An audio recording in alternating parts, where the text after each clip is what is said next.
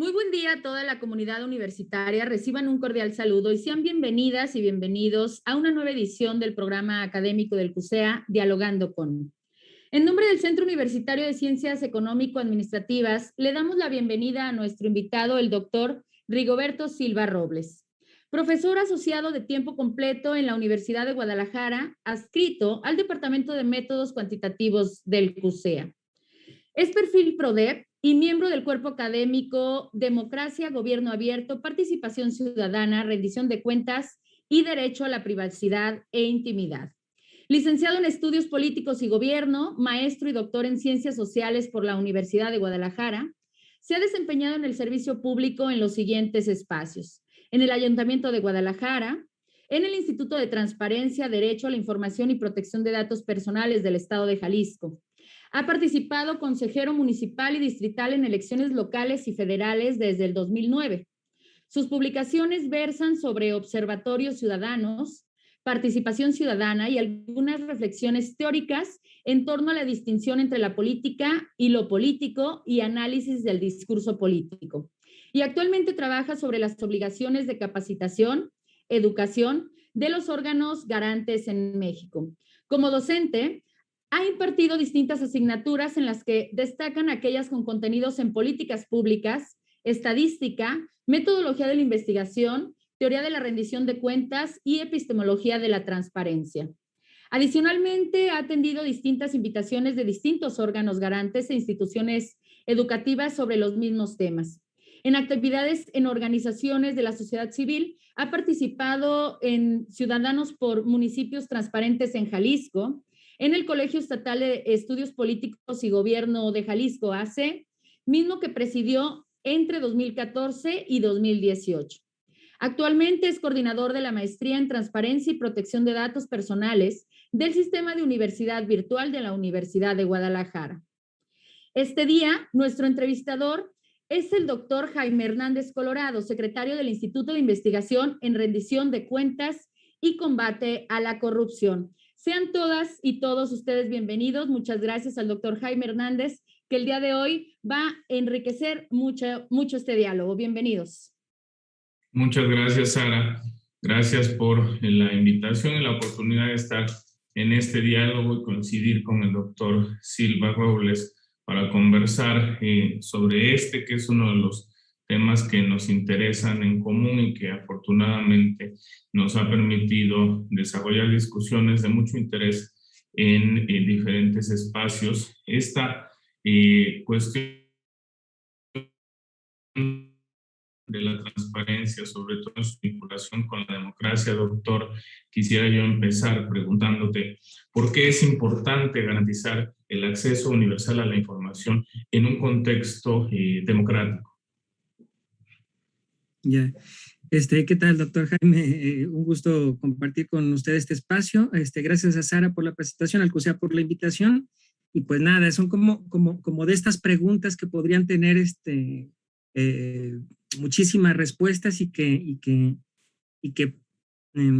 puede parecer en principio que despojarse de una inclinación política pues es ineludible, ¿no? Bueno, en un contexto democrático, y sobre todo en estos tiempos, pues no es posible entender la idea de la acción gubernamental, de las actividades gubernamentales, del quehacer político, sin la transparencia. Justo en este día que se conmemora desde 2015 para las Naciones Unidas, o declarado así por las Naciones Unidas, pero ya antes en otros países, pues bueno, la idea de transparencia, por un lado, está incluida en una idea más amplia, ¿no? Que es el derecho a la información, que desde luego incluye la generación de información y la oferta que desde las instituciones públicas se realiza al respecto, pero también la información que es producida por los medios, ¿no? Por organizaciones de la sociedad civil, etcétera, etcétera, etcétera. Y entonces, pues nada, ¿no? La información parece que tendríamos que aceptar en principio que produce y visibiliza ciertas áreas de mejora, ¿no? Con toda la carga que puede tener este asunto, porque luego donde alguien puede ver un asunto de mejora, un área de oportunidad, pues otros pueden ver que todo marcha perfecto. Entonces, ese alimenta el debate de los asuntos públicos Y pues nada, es muy relevante que en este contexto internacional pues se pueda conmemorar este día, que se pueda, digamos, utilizar como pretexto pues, para debatir sobre lo que alcanzamos en este gran flujo de información a consumir y sobre las interpretaciones que nosotros hacemos sobre esa información. Muchas gracias, doctor. Fíjate, me gustaría plantear una pregunta probablemente igual de amplia, pero creo que de muchísimo interés en el contexto nacional y en un conjunto de acontecimientos recientes que encontramos en nuestro país. ¿Cuál, desde tu punto de vista, es el estado que guarda los mecanismos de transparencia y acceso a la información en nuestro país? Es decir, ¿cuál podemos decir que es la situación que hoy prevalece en términos tanto institucionales como legales en materia de transparencia y acceso a la información en México? Sí, mira, desde mi punto de vista, pero voy a hacer una aclaración antes, ¿no? Este asunto de la norma, porque bueno, parece que desde el punto de vista de algunos, nuestro país es normativamente fuerte, normativamente sólido, aunque habrá que decir que, bueno, la norma está destinada a ser anacrónica, ¿no? La norma es la objetivación de un pacto político y luego entonces cambia la circunstancia política y luego tienden a cambiar las normas. Sin embargo, en las comparaciones que hacen distintas organizaciones con respecto al marco normativo en distintos países, México sale bien. O sea, México sale fortalecido. Hay países que todavía, en América Latina sobre todo, todavía no logran consolidar este marco normativo. Entonces, me parece que ahí está bien, aunque haya ciertos claroscuros que podrían mejorarse. Por ejemplo, los tiempos de atención de una solicitud de información, ¿no? Digamos, en términos de asuntos públicos. Hay quien piensa que son demasiado amplios, que son, vaya. Sin embargo, este asunto, digamos, nos podría remitir a pensar ahora en cómo se gestiona la información, ¿sí? Parece que en la discusión pública, en las arenas, en los espacios de discusión política, podríamos interpretar la no entrega de información como un acto deliberado del servidor público o del líder político para que no sea entregada, ¿no? Y no siempre es así. Hay casos, por ejemplo, de Max Weber le llamaría diletancia, ¿no? Este asunto de incompetencia o simplemente de ciertas lógicas que hay en cómo se gestionan los asuntos en las oficinas gubernamentales, que habrá que decirlo, pues es muy grande, y que no surge la necesidad de tenerla ordenada, ¿no? Hasta que no se presente una solicitud de información. Entonces, quizás, y a manera de defensa, doctor, el trabajo que estoy realizando en torno a la capacitación, pues me parece que ahí está el área de oportunidad. Es decir, asumir en principio que si ciertamente hay información que no se entrega por un acto deliberado o que se dilata, ¿no? Que para el caso es lo mismo, por una decisión política, pues también tendríamos que pensar que, aunque no podemos medir su magnitud, mucha de esa información solicitada o que se debe poner a disposición en los portales de transparencia como información fundamental, no se realiza porque hay espacios, hay incapacidad en la oficina para atender. Una solicitud de información puede colapsar cualquier oficina gubernamental. Bueno, esa, digamos, tiempo que se dedica a atender esa solicitud de información, pues bueno, podría ser mayor o menor en función de las habilidades que tenga el servidor público que es la generadora de información. Entonces yo creo que ahí hay un área de oportunidad en la revisión, si me permites platicarte, de cómo se realizan las capacitaciones en el país, ¿no? Las capacitaciones que ofrecen los órganos garantes en el tema de transparencia, en tema de archivo, en tema de protección de datos personales. Bueno, en muchos casos parece que no es una agenda, no está en la agenda de asuntos importantes, ¿no? Sí, se atiende el tema, pero los indicadores que vemos son más bien de número de servidores capacitados, ¿no? Así, digamos, con esos términos y con, digamos, lo impreciso que el término mismo contiene. En una serie de solicitudes de información que ahí me permití realizar para pues comenzar con esta construcción de esta perspectiva en mi trabajo, pues bueno, en el momento en el que nosotros hablamos de competencias, ¿no? De competencias en el sentido, digamos, académico, docente, ¿no? En donde podríamos advertir que una competencia, al menos desde esa perspectiva, se compone al menos de 3 elementos, ¿no? Que son, digamos, la dimensión cognitiva, ¿no? Eso que podemos, que lo pensamos, que está allí. La competencia procedimental, que es un asunto de hacer cosas, saber hacer, manejar una base de datos, por ejemplo, pues, ¿no? Sería impensable que alguien que gestione información no sepa algo básico sobre manejo de base de datos. Y un tercero, que es el actitudinal. Es decir, además, porque ese también entra en la dimensión, digamos, de educación en términos generales y de capacitación en esta particularidad donde el acento se encuentra en la dimensión procedimental. Ahora bien, en esta revisión de qué es lo que les estamos enseñando a los servidores públicos a través de los órganos garantes, pues bueno, más bien estamos atendiendo esta dimensión cognitiva que se reduce en muchos casos al contenido de la norma. Fundamental, pues desde luego que sí, necesitamos servidores públicos que conozcan las obligaciones de transparencia. Pero hay ciertos desatenciones en esta dimensión que es la procedimental, ¿no? Y esta otra dimensión que es la actitudinal, que podrían estar contenidos en estos programas y cursos y estas capacitaciones que se ofrecen de los órganos. Entonces, yo creo que el principal reto se encuentra allí, ¿no? En general, podemos observar ciertas organizaciones ciudadanas de gran talla, como Fundar, por ejemplo, ¿no? O como Sintra en el caso de los gobiernos municipales y de las legislaturas, en donde pues hacen un ejercicio, ¿no? De verificar información fundamental, pero también hacer solicitudes de información y esta parte sin duda alguna ha reforzado la forma en la que se gestiona esta información. Ahora, si tenemos servidores públicos que puedan atender estos temas, pues bueno, lo harán más rápido, podrán ofrecer la información que están obligados a ofrecer y sin desatender las obligaciones normativas que pues, cada oficina les ocupa, ¿no? Entonces, creo que ahí hay un buen punto, sí. Muchas gracias, doctor. Esto me da pie, afortunadamente, para hablar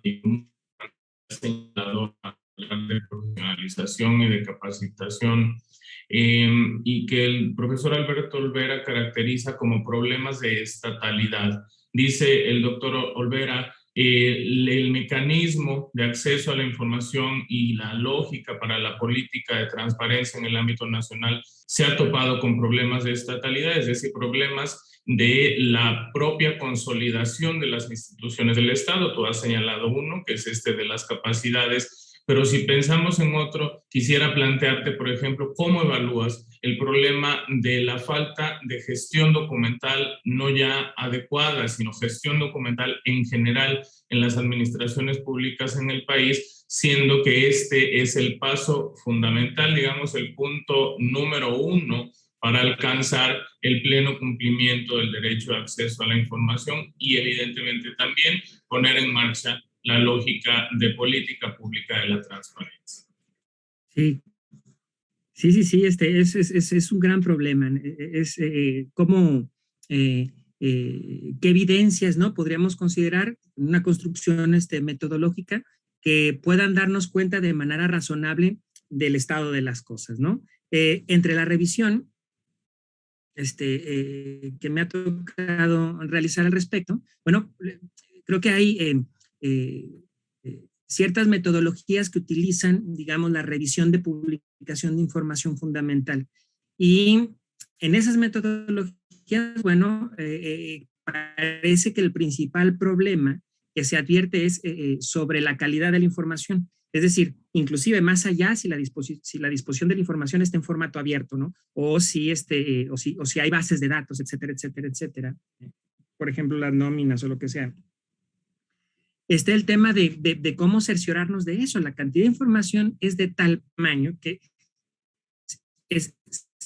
sería imposible, digamos, pensar que van a llegar a todos los rincones. Es imposible.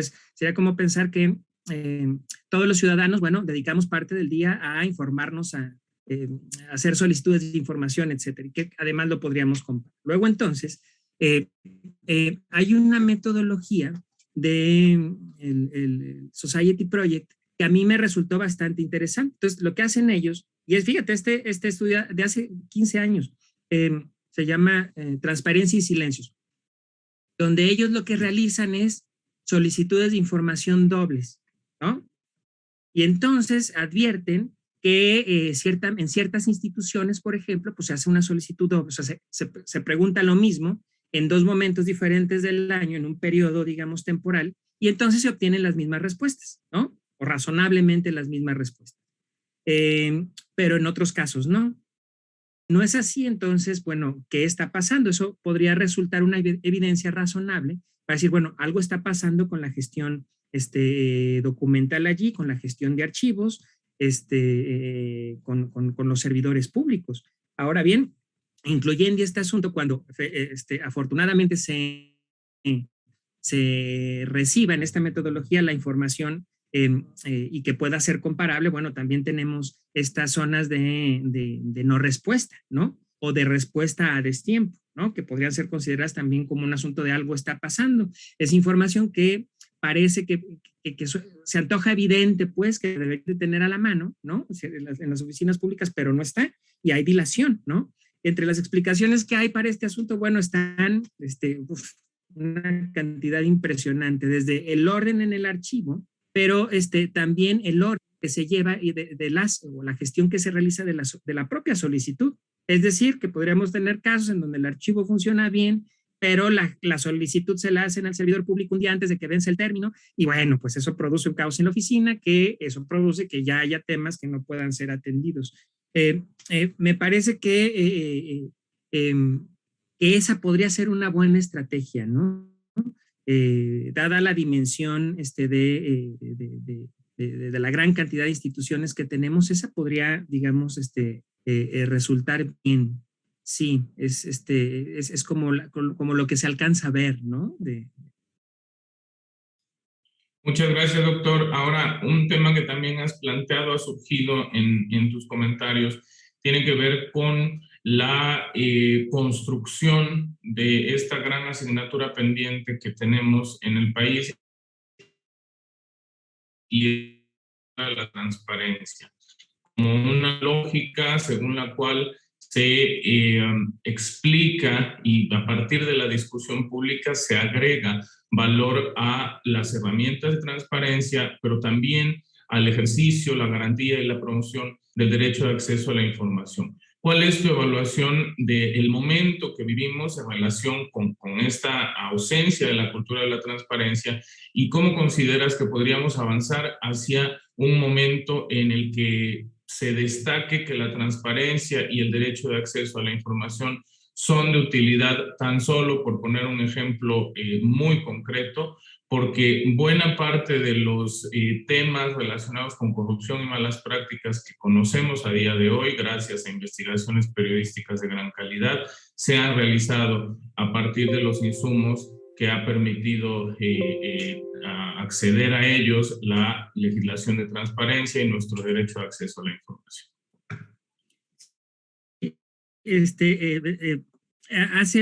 Voy a recordar algo que ha estado en discusión también en las últimas semanas en los medios de información. El problema era el siguiente, ¿no? Estábamos ante la crítica de si deberíamos enseñarle a los niños que hay que pagar impuestos, ¿no? Entonces, algunos titulares de algunas notas eran un poco como ahora los niños, o sea, estamos hablando de educación básica en nuestro país, van a ser expertos en pagar impuestos, ¿no? Bien.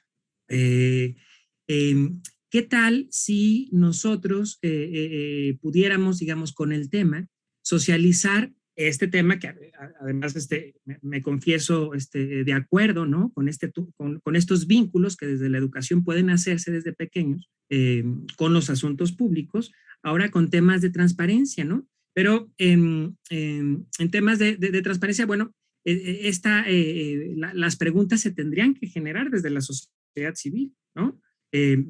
¿Dónde es posible, digamos, ver áreas de oportunidad si la zona es gris y no sabemos que existe, ¿no? Es como esta idea, doctor, si me permite, de Foucault, de no podemos pensar sobre lo que no podemos nombrar, ¿no? Esta idea de transparencia parece, en términos, desde luego, genéricos, y en el espacio público se reduce al estado de los dineros, quizás, ¿no? Es, digamos, allí donde, desde luego, importantes, ¿no? Desde luego exploran y detienen y permiten, digamos, hacer enforcement en algunos casos, ¿no? De obligar a las autoridades a que rindan cuentas, pero hay otros espacios en donde podrían, digamos, generarse mayor valor público y que las oficinas públicas o los servidores públicos o los líderes políticos pues están, digamos, tienen algunas limitaciones. Luego entonces es cuando se convierte en un asunto, digamos, social en todo su conjunto, incluido al gobierno. Recuerdo este ejercicio que se hizo en Inglaterra, bueno, ahora recuerdo el nombre. ¿Qué pasa? Que había muchas quejas, ¿no? Y muchas críticas a los gobiernos locales con respecto a la atención de los baches. Y entonces lo que ocurre es que las personas comienzan a tomarle fotos a estos baches y los suben, digamos, a un espacio y allí ponen el teléfono y los datos del servidor público encargado de, digamos, de solucionar este asunto o de alumbrado público. Pues bueno, se genera sin querer con una, digamos, acción política de los ciudadanos que también hacen política entendida como preocuparse, ocuparse y discutir en público sobre asuntos que consideran públicos, ¿no? Esta lógica arendtiana, si me permite, doctor. Luego entonces se producen ciertos valores, ¿no? El asunto, por ejemplo, imaginemos de estos otros ejercicios desde donde podemos, ¿no? Identificar las tortillerías o las tiendas de abarrotes en un mapa, ¿no? Digo, finalmente se otorgan permisos municipales, es información que puede estar en posesión de las instituciones públicas y pues vaya, ¿no? Allí donde uno alcanza a ver, porque luego las ideas creativas y de innovación pueden visibilizar espacios a partir de, bueno, ¿y qué tal si podemos tener esta información y luego entonces el gobierno, pues desde los espacios públicos, comienza a procesarla, ¿no? Es decir, es como una construcción sin fin, ¿no? Podemos tener cierta información que puede presentarse de distintas maneras y entonces este asunto, digamos, de diálogo, y tenemos varios ejemplos, pues puede conformar bienes públicos y finalmente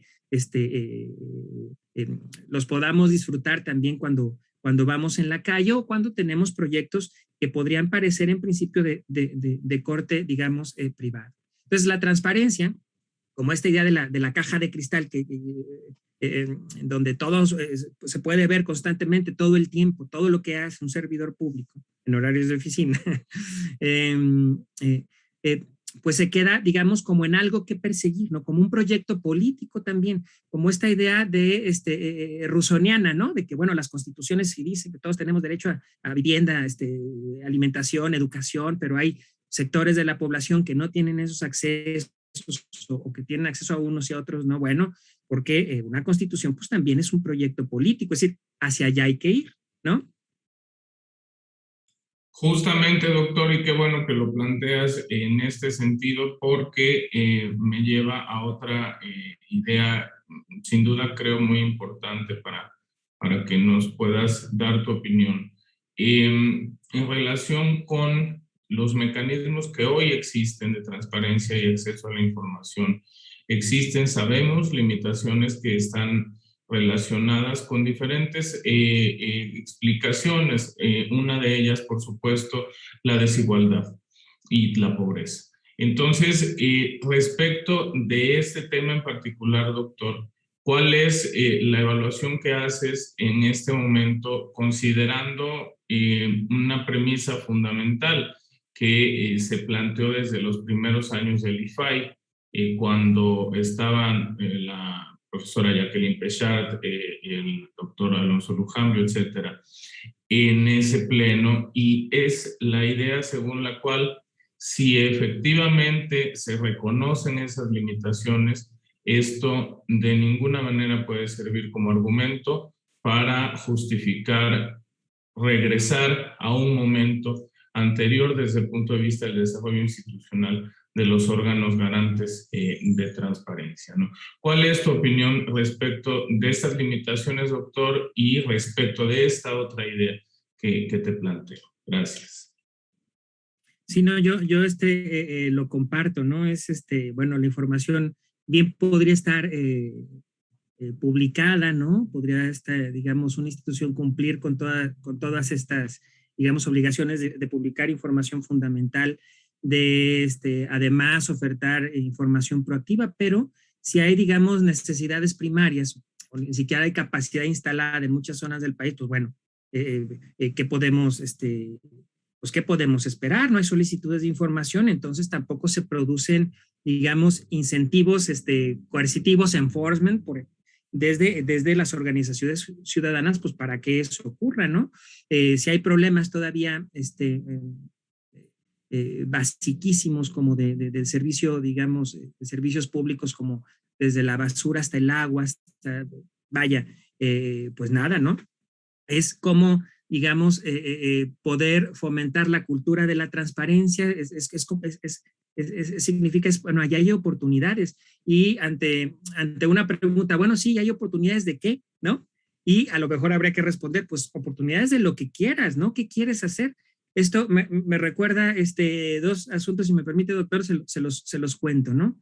Como referido, es Alicia en el País de las Maravillas, ¿no? De Lewis, y en el que llega, digamos, Alicia se sienta a llorar porque se le perdió el conejo, y luego entonces es, pues bueno, ¿por qué lloras? Pues porque no estoy perdido, no sé, pues estoy aquí, ¿no? Y bueno, pues entonces, pues puedes tomar cualquier camino, ¿no? Hay 1000 caminos.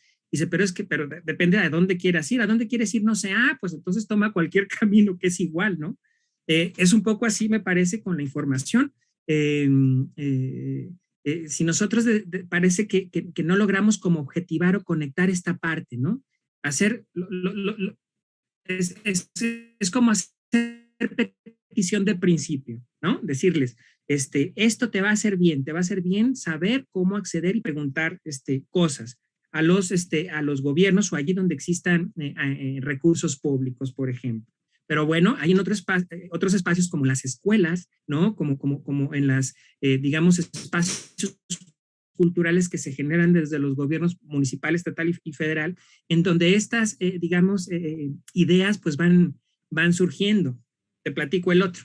En Cintrap se participa a través de la revisión de publicación de información, alguna de ellas fundamental, alguna no otra, ¿no?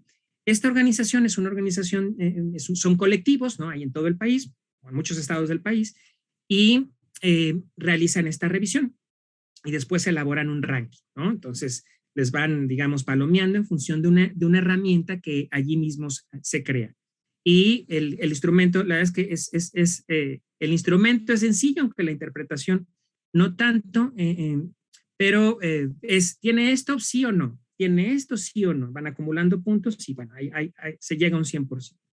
Entonces, en una ocasión me toca a mí evaluar un municipio de Jalisco y como parte del proceso de revisión, se le informa a las autoridades municipales sobre el resultado de la revisión, ¿no? Entonces se notifica por correo al titular del sujeto obligado, o sea, el presidente municipal y al titular de la unidad de transparencia. Bueno, como respuesta, porque hubo respuesta, dicen, ok, bueno, está muy bien el ejercicio que realizan, pero no vemos en esa organización o en ese colectivo pues mayor autoridad. Pues claro que los resultados, lejos de ser vinculantes, luego entonces están en una cancha o en un carril estrictamente político, ¿no? Es decir, no hay leyes al respecto.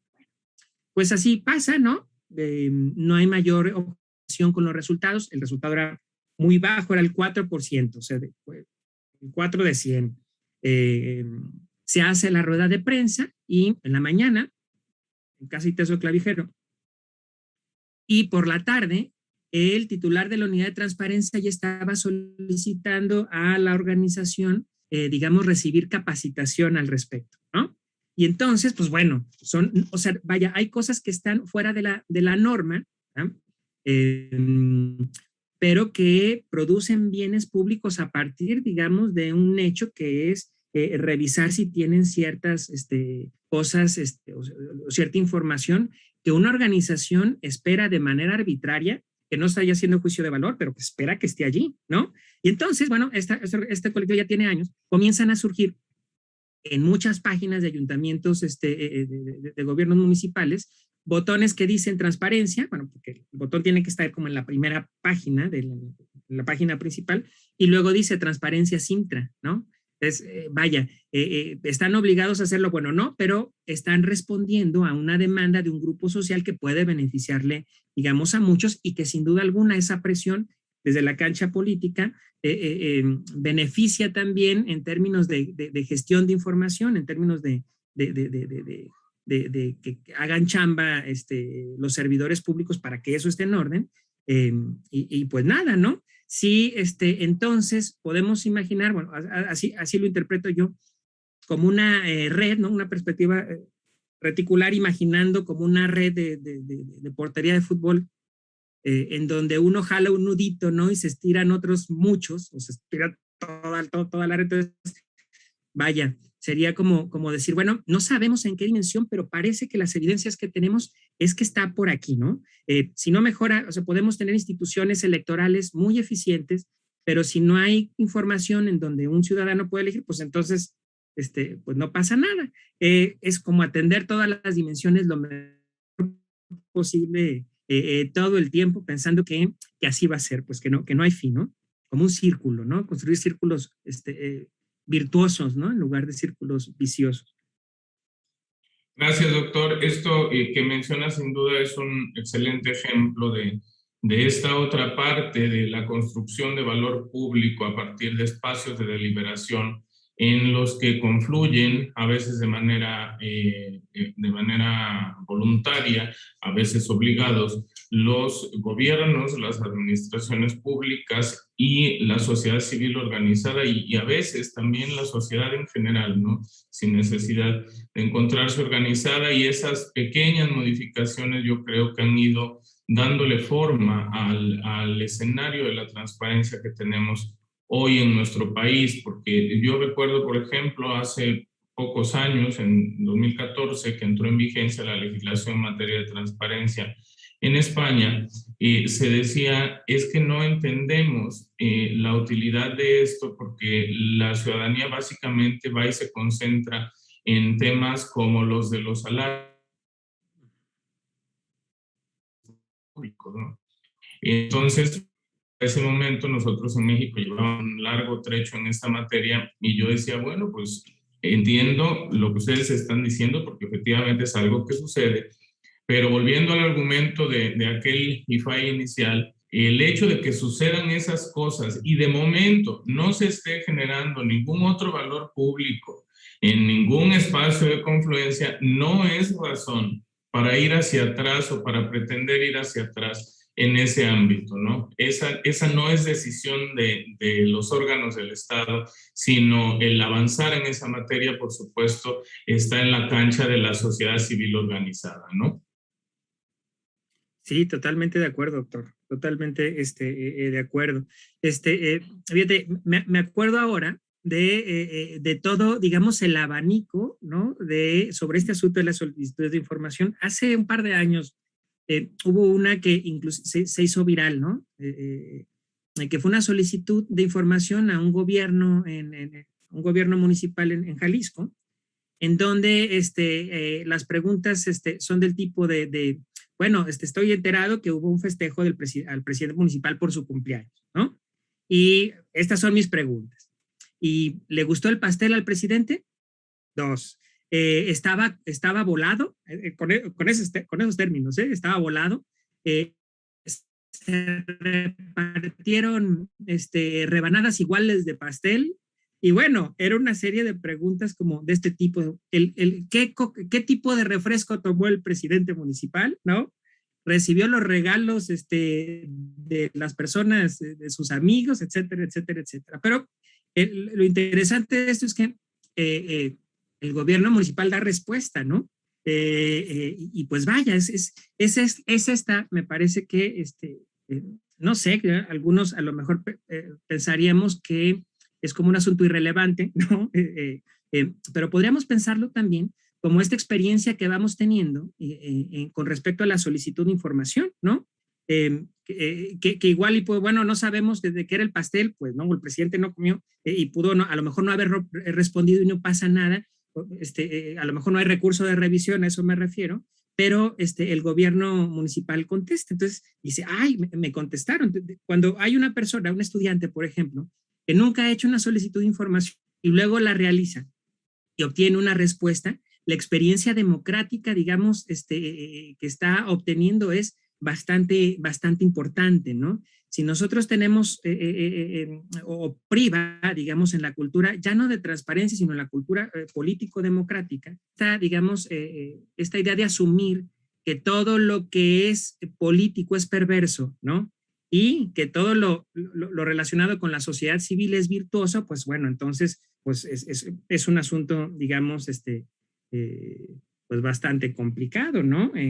Hay, digamos, claros oscuros, tenemos ejemplos, digamos, bastante destacados, otros pésimos, pero bueno, es esta como disputa, ¿no? Esta construcción con base en la disputa de las sociedades democráticas. Entonces, pues nada, creo que si nosotros pudiéramos generar ese tipo de experiencias, a lo mejor desde ya los pedagogos nos orientarían al respecto, ¿no? Pero incorporar esta idea de cultura democrática pasando por la transparencia de la legalidad, de la paz, etcétera, etcétera, desde la educación básica, pues estaría fantástico. Muy bien, doctor, estoy de acuerdo en esto que señala. Sin duda, creo que lo que es posible seguir esperando y también promoviendo y también construyendo es estos espacios de confluencia para generar experiencias de éxito, experiencias positivas en el uso, en el manejo, en la solicitud y en la promoción del ejercicio del derecho de acceso a la información y del uso de las herramientas de transparencia, sin duda. Paso a otro tema, doctor, que me parece de muchísima relevancia y es el contexto que nos ha traído la situación de pandemia desde hace casi 2 años. ¿De qué manera ha terminado afectando a la lógica de la transparencia, pero en especial al ejercicio del derecho de acceso a la información, siendo que hemos venido observando desde el año pasado, por supuesto, administraciones públicas, es decir, administraciones locales que como si hubieran dejado de existir durante algunos meses al menos, y luego la gran discusión sobre la suspensión de los plazos, que fue una cosa muy discutida, los plazos de cumplimiento, y finalmente, doctor, te planteo, a mí es que me gusta decir que la pandemia ha sido un pretexto perfecto para las administraciones públicas en términos de justificar incumplimientos del cúmulo de obligaciones que tienen, ¿no? Es decir, pretexto perfecto en el sentido de poner al ciudadano a decidir qué es más importante, si atender la pandemia y sus efectos o cumplir con sus obligaciones, en este caso, de transparencia. Yo, evidentemente, creo que este es un falso dilema, muy falso, sin duda, pero ojalá tengamos tu opinión al respecto. Gracias, doctor. Muchas gracias, doctor. Sí, no, yo lo comparto, y como el economista, digamos, podría haber problemas económicos, los problemas, digamos, que luego observa, pues yo veo, digamos, primero en una perspectiva a lo mejor regional. Hablando de América Latina, me refiero a estos estudios que desde 2009 hace Alianza Regional por la Información y bueno, esa organización. Valora un poco el estado que guardan algunos países de la región. Bueno, en el texto que ellos publican en 2020, con el balance del asunto del impacto de la pandemia, pues en realidad es que a México no le va tan mal. Es decir, bueno, pues con quién, la comparación, sabiendo que México es un país destacado en estos temas, bueno, sin minimizar esto otro que comentas en lo que estoy de acuerdo, bueno, entonces pensar que en algunos otros países estuvo estuvo bastante peor, ¿no? No solo se suspendieron términos, sino se suspendieron, digamos, solicitudes de información, ya no ampliación o suspensión de términos, quiere decir que podía contestar, o sea, se reciben, pero no había, digamos, una fecha límite para que pudieran hacerlo. En otros países, bueno, simplemente pues no se atendían y ya, o no hubo capacitación a los servidores públicos. Y ahora en este contexto de la pandemia, digamos, pensando en que muchas oficinas gubernamentales, muchos servidores públicos, pues hubo la necesidad de que trabajaran desde casa, por ejemplo. ¿Qué haces con una persona que en casa no tiene computadora, no? Para alguien que estamos en una universidad, bueno, me parecería a mí, opinión desde luego, ¿no? Pues es impensable, es decir, ¿cómo no? O sea, ¿cómo un profesor no puede no tener computadora, ¿no? Habrá casos en los que sí, pero pensemos en un servidor público, ¿no? Un servidor público que en tanto burócrata, aunque sea de servicio civil de carrera, allí donde lo hay, pues bueno, tiene las herramientas de trabajo en la oficina y tiene su computadora y listo, dan las 9, checa entrada, dan las 5, checa salida y se va y se olvida hasta el día siguiente a las 9 de la mañana, ¿no? Sí, esos servidores públicos o las instituciones hubiesen estado preparadas en estos términos de dominio de estas herramientas, sin duda alguna el impacto pudo haber sido mucho, mucho menor. No hay problema, digamos, porque tenemos este dominio instrumental. Entonces, la magnitud, bueno, que será muy difícil saberlo, ¿no? De servidores públicos que hubiesen estado en esta situación y que una oficina a lo mejor de 20 se convirtió en una oficina de 3 o 4, ¿no? Pues bueno, creo que pone, digamos, o prende el foco o arroja, digamos, luz, desde mi punto de vista, desde luego, ¿no? En el tema otra vez de la capacitación, pensándolo otra vez, como decíamos en un principio, en estos 3 elementos. Bueno, tú puedes atender estos asuntos porque eres servidor público, ¿no? Tú atiendes estos asuntos porque sabes que es tu deber normativo. 2, tienes el dominio procedimental, pero 3, que es también muy importante, porque tienes una actitud democrática, compartes valores democráticos, y eso también es importante. Hace, a principios no sé, sí, hace 10, 12 años, bueno, quizás hace más, el entonces Instituto Federal Electoral comenzó a trabajar en una perspectiva, digamos, un enfoque pedagógico, diría yo, para fortalecer las competencias, y allí ellos le llamaban, digamos, competencias democráticas, ¿no? Entonces, bueno, ¿qué es una competencia democrática?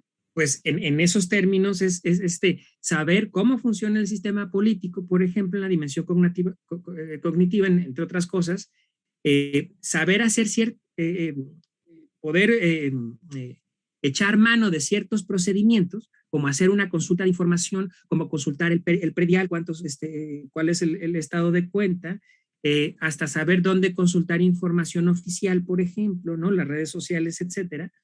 Pero también, tercero, y que era un elemento que luego parece desdeñado, ¿no? Que es una actitud democrática, es decir, nos conviene, o la idea aquí es que nos conviene compartir esos valores, ¿no? Los valores democráticos, la tolerancia, la verdad, la certidumbre, etcétera, etcétera, etcétera, que bien podrían, digamos, podríamos ahí sí hacer petición de principio, ¿no? Es decir, a ver, es que es lo mejor que tenemos que apostarle allí, y eso es una posición política que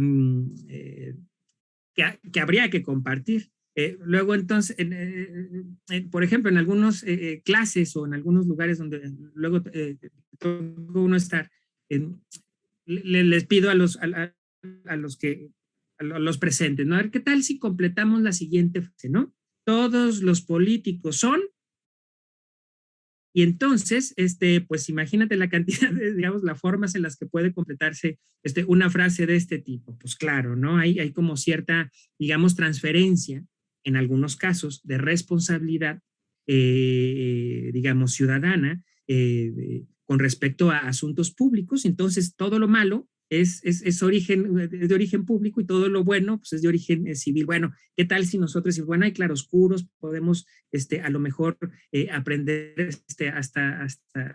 hasta lógica, ¿no? Lógica como disciplina filosófica, que nos permitirá a lo mejor identificar, digamos, o ser cuidadosos que en relación, por ejemplo, al que digamos, un caso,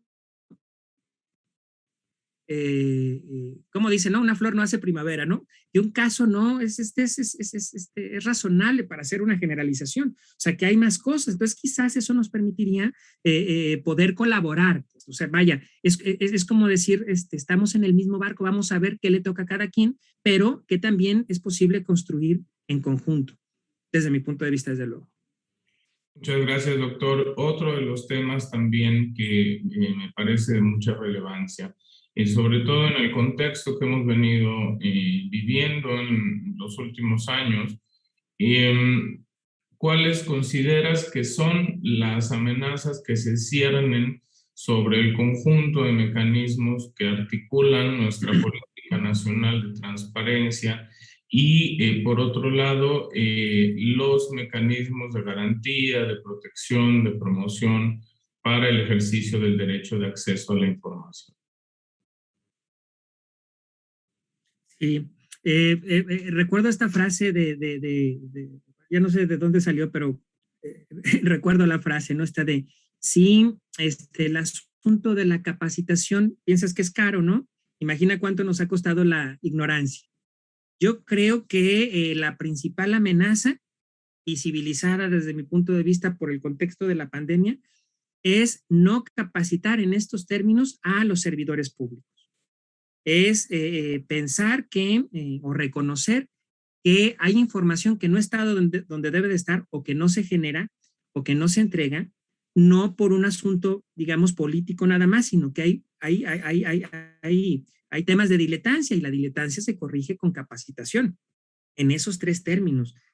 Si este asunto, digamos, además de ir con los servidores públicos y citarlos una vez o dos veces al año, ¿no? Para que se chuten una semana, donde se analiza la ley que muy probablemente ya conozca, ¿no? Además, uno tiene acceso, o sea, esa es la información, digamos, que efectivamente está publicada y que es muy fácil de acceder, sino atender estas otras dos dimensiones, quizás podría generar como ciertos impactos. Creo que esa es la principal amenaza, y que podría también visibilizar ahora, imaginemos que esa variable mejora, ¿no? Quizás podría visibilizar algunas otras deficiencias que puedan existir en la norma, ¿no? Justo antes de que tuviéramos esta cita, ¿no? Que estamos compartiendo ahora, en un foro que organiza la ONU al respecto, ¿no? Estamos conmemorando el Día Internacional del Acceso a la Información, o el acceso universal a la información. Los ponentes allí decían, bueno, lo que pasa es que pues las normas están relativamente bien, que la ley fije, por ejemplo, un plazo de 5, 10, 15 o 20 días, es un asunto, digamos, importante, porque produce un límite, ¿no? O sea, conduce una conducta, es decir, de aquí no te puedes pasar.